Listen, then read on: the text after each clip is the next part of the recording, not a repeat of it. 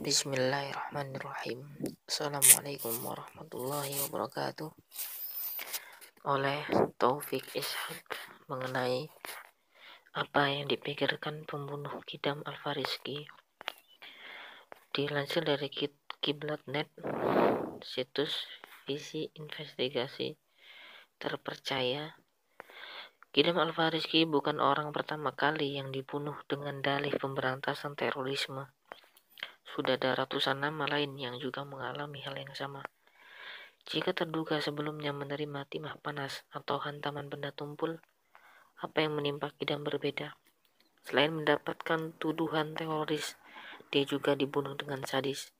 Sebuah tindakan bahkan tidak pernah terbayang sebelumnya.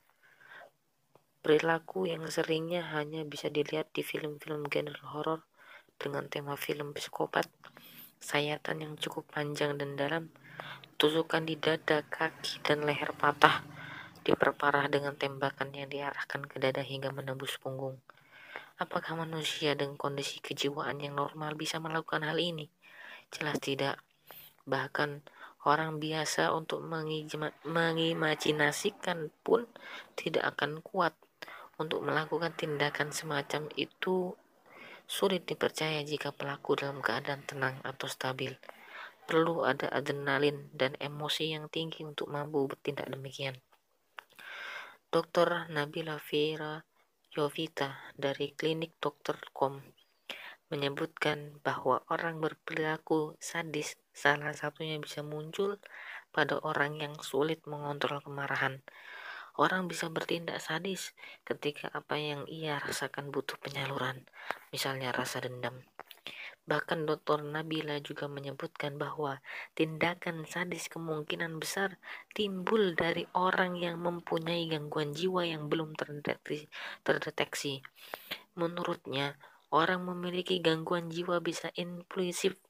Tindakan impulsif inilah yang kemudian membuat orang susah untuk membedakan mana yang benar dan mana yang salah.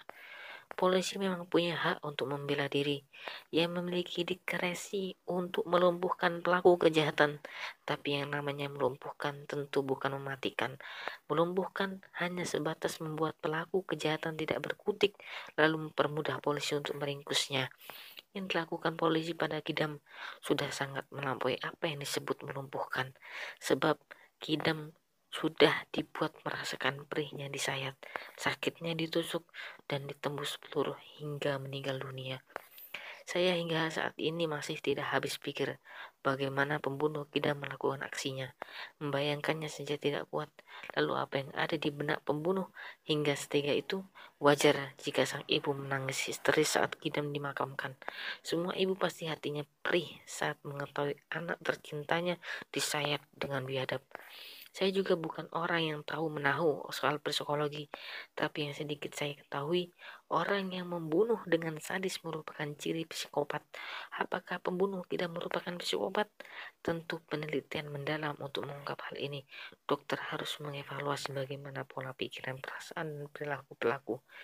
Maka selain kasus ini harus masuk ke wilayah pidana, harus ada tes psikologi bagi polisi, terlebih mereka yang bertugas di wilayah konflik seperti Poso.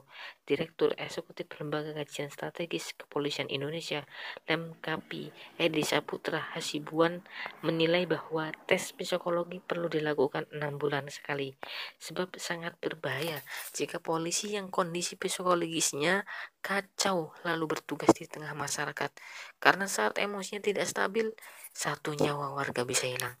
Untuk Kidam, semoga rasa sakit yang engkau terima di dunia bisa berbuah surga. Semoga dosa-dosa yang pernah dilakukan dihapuskan karena peristiwa yang engkau alami.